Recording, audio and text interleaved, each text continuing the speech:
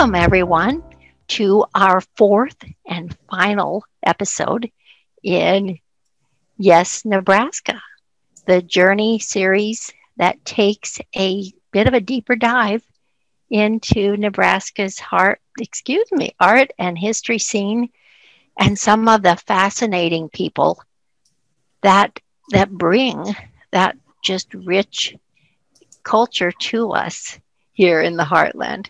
So we're just really excited today about today's guest. We have Nicole Herden, the director of MONA, the Museum of Nebraska Art.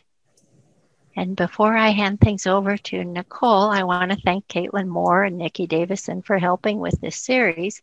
And thanks to all of you for joining us today. I know that you're excited about this. I am too. In April of 2020, we had planned one of our journey jaunts, one of our travels to Kearney, and we had a full day on the docket, starting with the Archway and ending out at Roe Sanctuary. And a big portion of that day was going to take place at MONA with a tour and some free time and a catered lunch.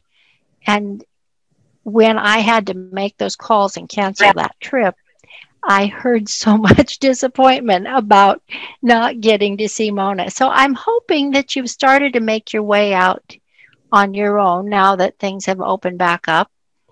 And I'm not certain I'm supposed to reveal. I see that we have at least one Nebraska artist that I know of in our audience today. So welcome to everyone. Nicole, we think you're incredible. Can't wait to hear. So I'm just going to turn things over to you. Thank you so much, Kelly. And I'm just kind of poking through the names here, and I'm recognizing a couple. And I want to say a warm welcome to all of you who are joining me and Kelly in this presentation today. It is an honor to be invited to give an overview of MONA and to introduce myself.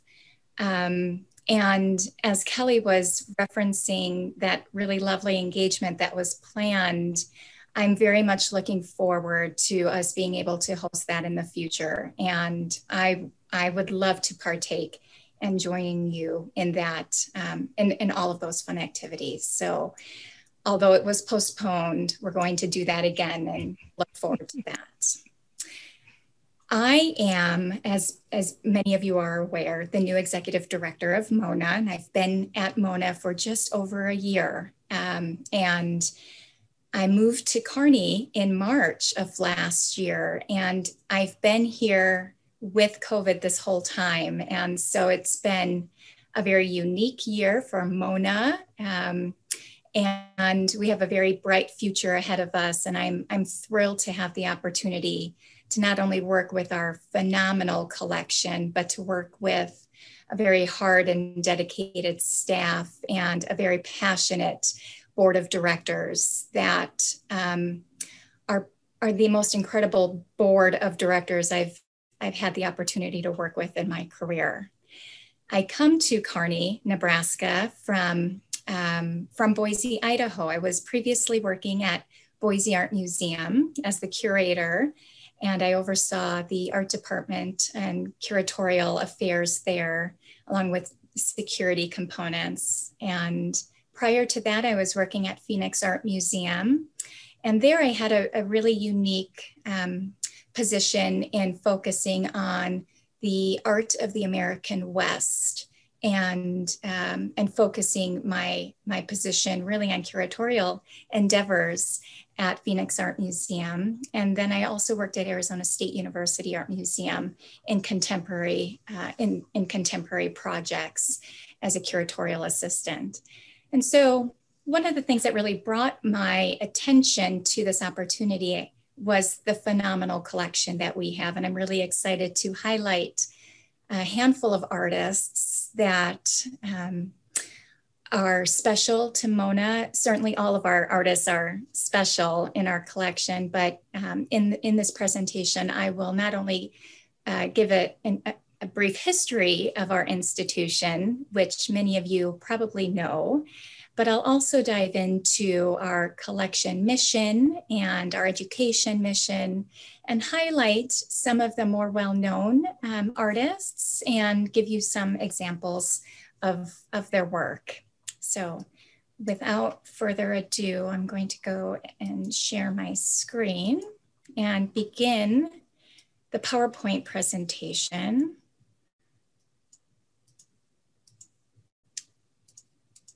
And I'm assuming that everybody can see me and the presentation. Yes, you're good to go. Okay, thank you so much. So here we are. This is our first slide of the Museum of Nebraska Art, which is also my backdrop of my Zoom.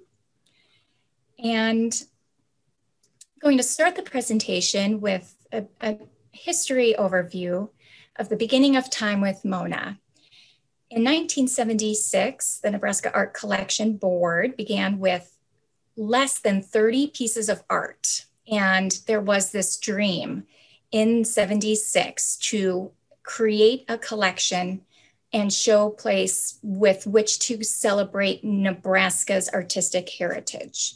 And this is really where the foundation of our current mission really resides, with the founders who created this passion and interest in celebrating Nebraska's heritage.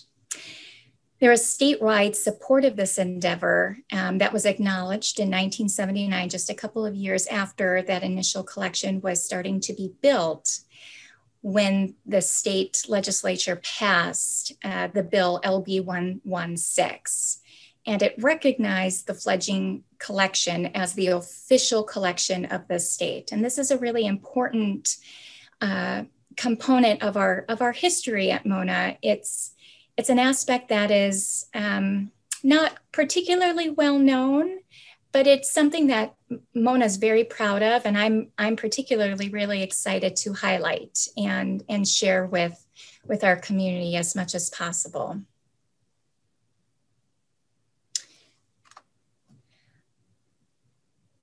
MONA's mission certainly then is to celebrate the history of Nebraska's visual art for diverse audiences.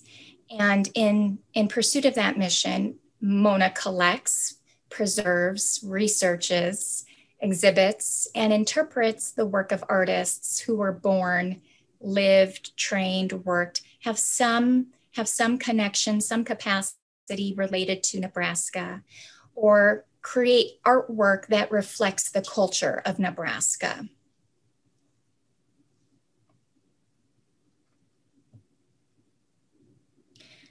I really like this historic image of the post office, one of the very early postcards that we have an image of MONA. So as was common in the mid to late 80s, the National Endowment of the Arts really decided at that point in time to focus their funding to institutions that were committed to purchasing contemporary art. There was an interest from the NEA to highlight contemporary artists during this time. MONA, at that point in time, the collection wasn't particularly focused on contemporary artists. It didn't exclude it, but there wasn't a specific mission to just collect contemporary artists' work, making some sort of reference to Nebraska, until this initiated effort became a widespread mission that was supported with the board, primarily through the NEA, because certainly there was interest in getting funding for that. And so in 1986, as a result of that effort, and in collecting some contemporary art with the support of NEA.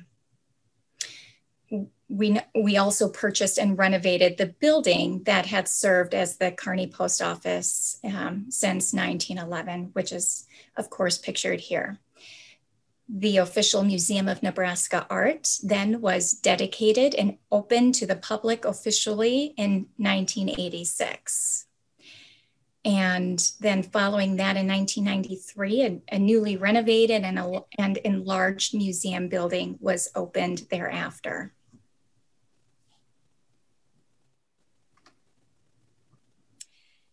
And as many of you know and can imagine, since that time, MONA has grown into a critical regional center for a lot of different activities revolving around primarily our permanent collection, which has always been the heart and center of our mission. We now have a permanent collection that is comprised of over 5,000 objects, primarily two-dimensional and three-dimensional works, but we also have a lot of archival materials, correspondence. We have works on paper such as photography and different prints. And the museum now addresses its mission of not only collecting and preserving art, but as many cultural institutions do across internationally, enhancing the quality of life by providing educational engagement opportunities, scholarly and outreach programming. Those are all very important to our mission and are often influenced by the type of exhibitions that we have on view at any given time. The permanent collection certainly reflects the culture and the state overall, and it's dynamic, it's very rich in scope. We hold work from artist explorers like George Catlin, that might be a familiar artist, to early 20th century American master and Cozad native Robert Henry, to also Thomas Hart Benton. In the lower right-hand corner is an image of his work associated with the Oregon Trail. And we also certainly have work by other well-known artists, such as John James Audubon, and I'll go through some of those images here in a moment. But in terms of our mission, we really do focus on the gamut of time frame. We look at very historical work that would be of interest to preserving and collecting as it relates to Nebraska, but also contemporary artists that are making work in Nebraska or relates to the culture of Nebraska. We currently have 11 galleries that we utilize to install a wide variety of exhibitions in, and they rotate depending on what type of arrangements we have with lenders and just in general what our exhibition schedule looks like. And managing that exhibition calendar is a feat in and of itself, but it's important to us that we have an ongoing rotation of exhibitions that highlight historic work, but also contemporary work in our collection, and also allows us an opportunity to engage outside in our sculpture garden, or outdoor sculpture that we have on view in the Hillegas Sculpture Garden.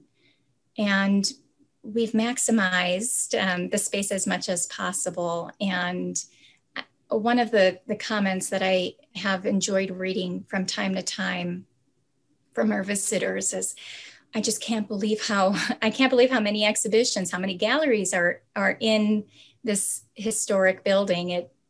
The looks are deceiving from the outside, but once you're in, there's so much more to explore than what I was initially anticipating. So there's this element of surprise and coming into this historic building that I find particularly appealing and charming for our visitors and our community with MONA. Education is, of course, really critical to our mission. We welcome many school groups over the course of year, certainly in a non-COVID timeframe. We welcome kids to experience the galleries. We have incredible volunteers that are supported by Education and Engagement Department at MONA to facilitate really rich, diverse tours that encourage deep questioning of the artwork and what content might be explored in the exhibition and in the artworks themselves individually. And we also support and encourage responding to the work that has been seen in the tour with hands-on activities, because we support the creativity and support artistic endeavors and really enjoy highlighting student artwork as well. And so we conduct the tours, hands-on workshops, but not only for students, but we endeavor to do that for adults as well, and look forward to doing more so as the years progress.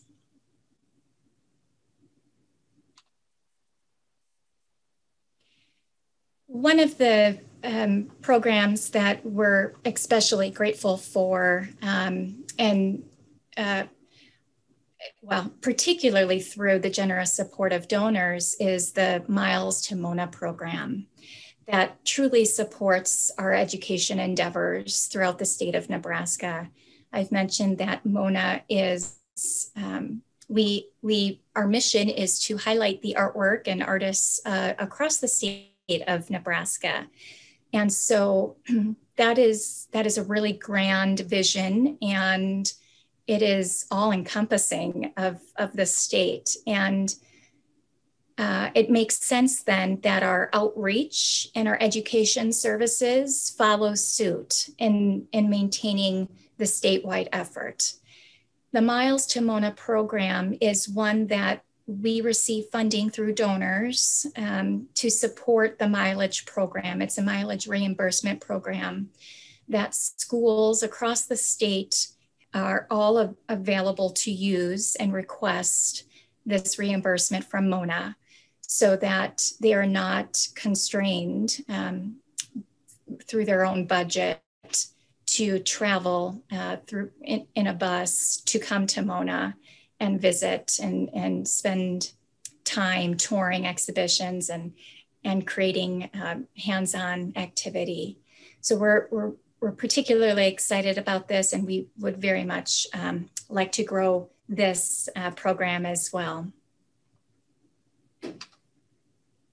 Similarly, it's important to MONA to get our collection, our permanent collection, out into the communities, into the rural communities throughout the state. And we do that primarily through our ARTreach program, and many of you are probably familiar with this program. And throughout the year, I would say we host an exhibition that might range from 5 to 15 works of art to maybe 20 different venues across the state. And again, we look forward to highlighting our collection. I would love to have our work represented in every county of Nebraska. That would be an amazing goal to achieve, since we are a statewide institution.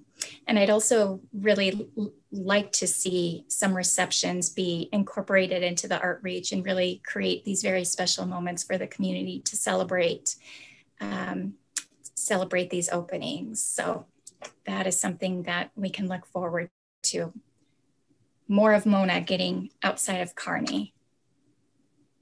And as I was mentioning earlier with our collection, as it stands right now, we have organized internally our permanent collection really into 4 different eras. But that is in no way, shape, or form to say that these eras or genres or departments is a strict boundary. It is just one way that we organize our collection and one way that we think about curating the work. And you can see, generally speaking, our collection kind of starts in the mid 1700s to today, to contemporary artists making work and exploring a wide variety of media.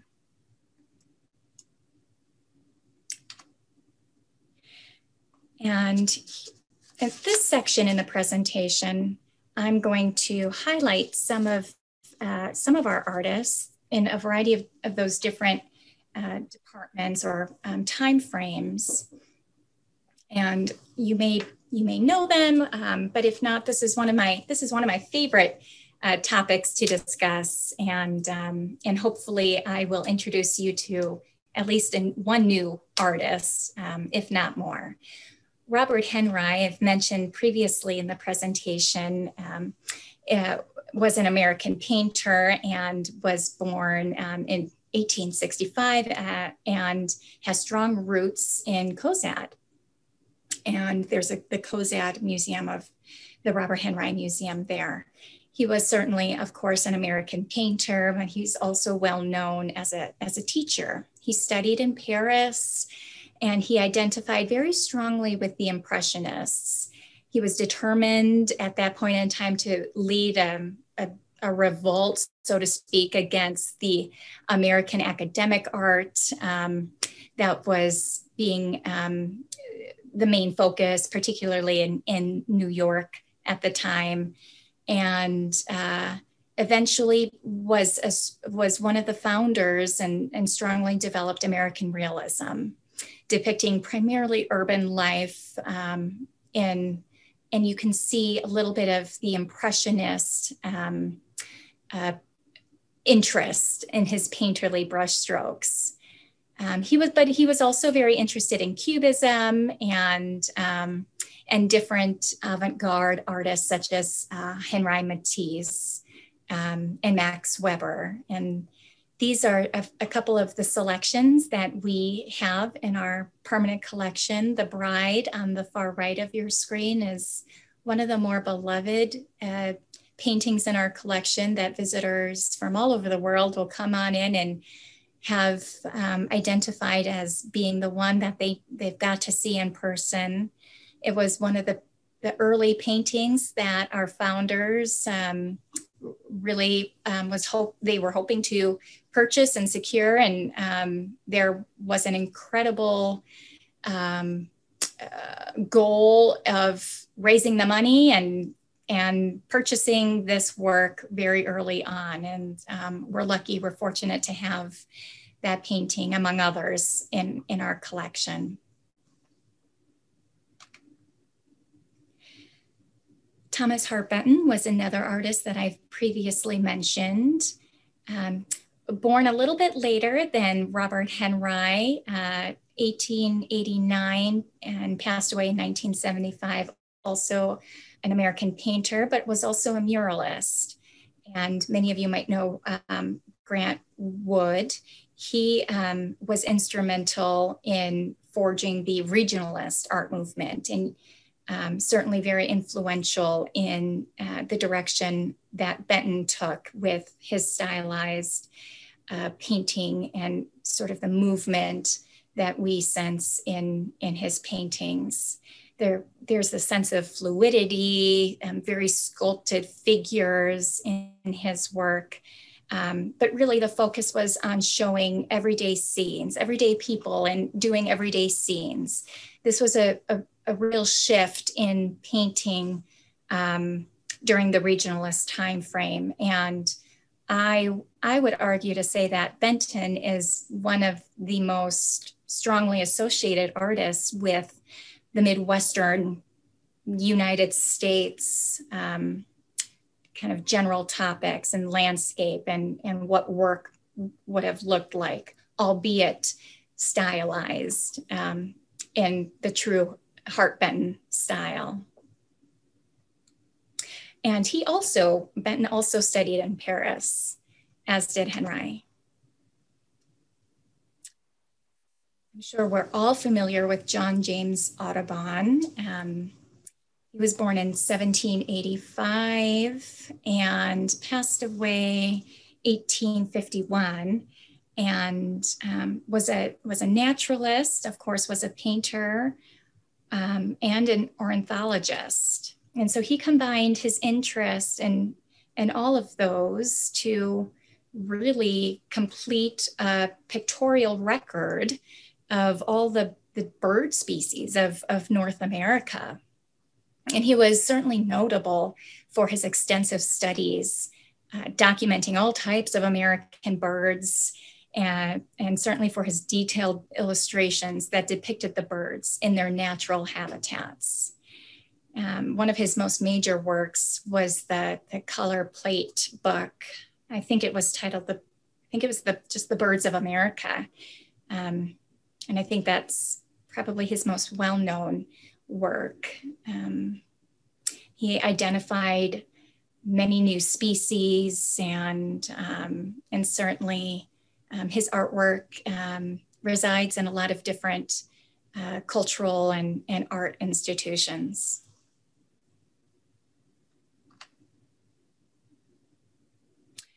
And Sheila Hicks is one of our local artists who has probably indisputably the most internationally, has gained the most internationally, most acclaim, certainly for her work. She was born in Hastings in the early 30s, and she studied at the Yale School of Art and received her BFA and her MFA degrees in painting. She also lived and worked, and I believe right now she does continue to live and work right now in Paris. It's interesting, there's this connection to Paris with a lot of these artists. But during her time in Mexico, she lived in Mexico for some time. She became very focused in textiles and weaving. She created a variety of different experimental weavings. And she's known for her innovative work in very distinctive colors with her weaving and sculptural objects that include natural materials. And just personal narratives of her own heritage and her own life experience growing up. Ed Ruscha is another American artist with roots in Omaha, born in 1937, and is known as one who's associated with the pop art movement. With pop art, you might think of Andy Warhol or Roy Lichtenstein. And Ed would certainly fit into that realm with the pop art movement.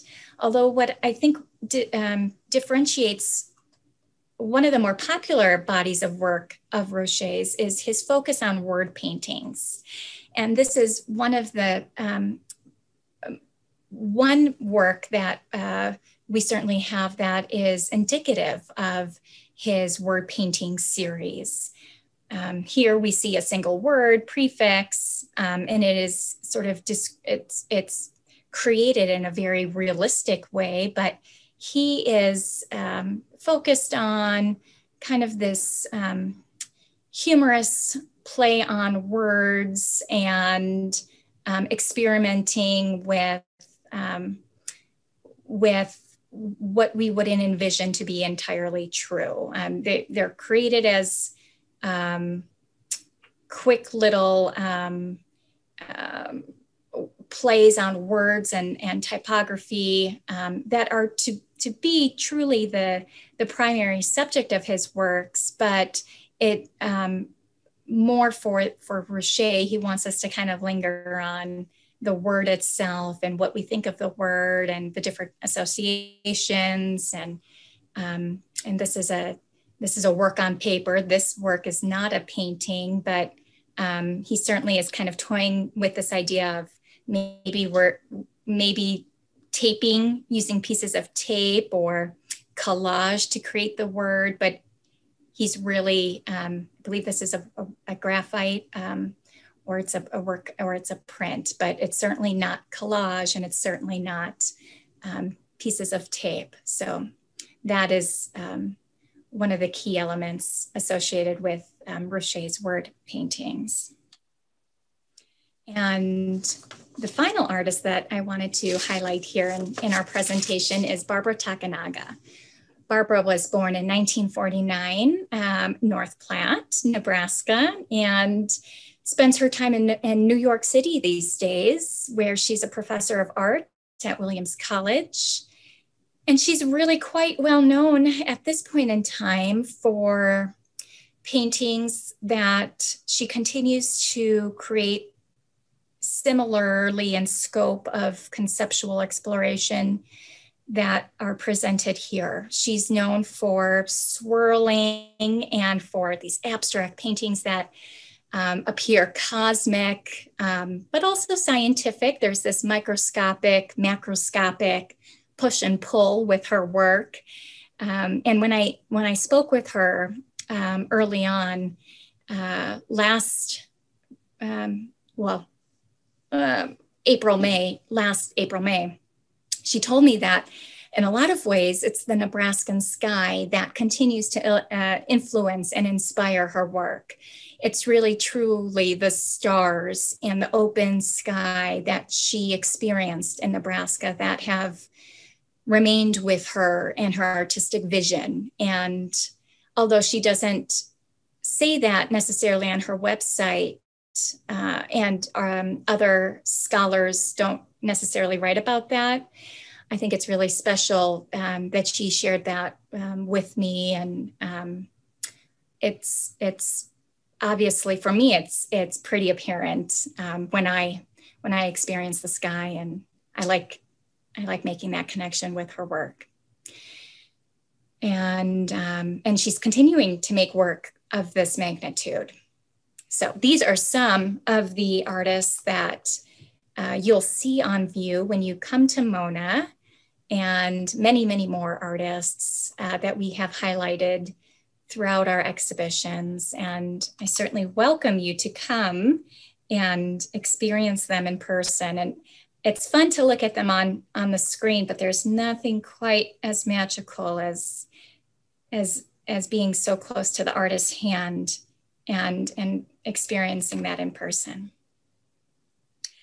So with that, I invite you to come marvel in the art of Nebraska. Please come to MONA and visit us in person. Even if you have been recently, please come back. I would really enjoy the opportunity to meet you and tour. I'd like to tour the museum with you in person. I'm happy to do that at any time. I always love to get out of the office and have a reason to go through the exhibitions and talk about the paintings at any point in time. I'd love to do that. And so with that, I think that will conclude my presentation, and I will pass it over back to Kelly, and certainly welcome any questions or comments that you all might have. Great. Thank you, Nicole, for that fantastic presentation. I forgot to say at the beginning of this segment that you could certainly use your chat feature to ask questions, but you found it anyway, and I do have some questions to start. What was the focus of MONA's early collection, or was there one? Gosh, Kelly, that's a really good question. Well, it's not mine, but okay. Oh, no, yeah, no, gosh. I think it was more historic, and it was more landscape focused, certainly. But that is a good question, because I honestly don't I don't have those early works memorized, and I should. That's a really good question. There was an interest in the heritage and the culture of Nebraska. So my gut instinct was that, and from what I know, was just more historical works, and it was more of the works that were initially donated by other collectors that had a budding collection. But it was certainly Nebraska focused. But I also recognize that at that point in time, it was not focused on contemporary art.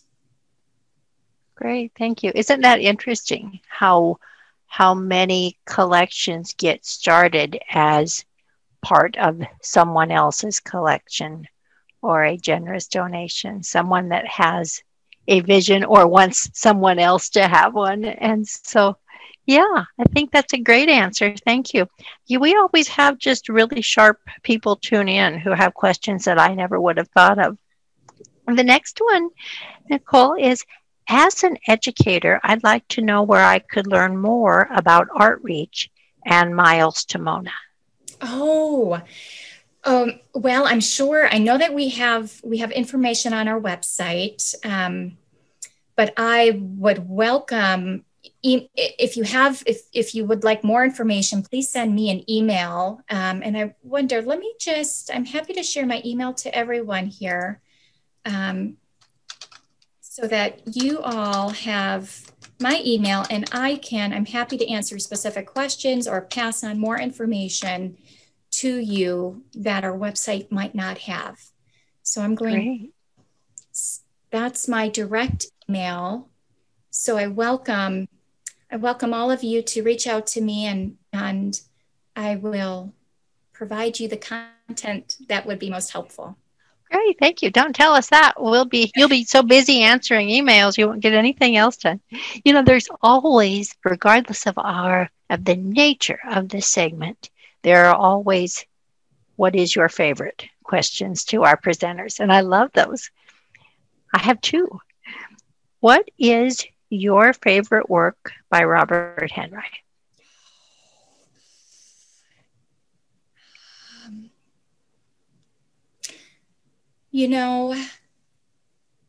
One of my favorite aspects about Robert Henry is his style of painting. When you look at his portraits, which he's more commonly known for, which there's a really lovely presentation on view at the Robert Henry Museum, but I've worked with a variety of different portraits at Phoenix Art Museum, and I've seen them at different institutions.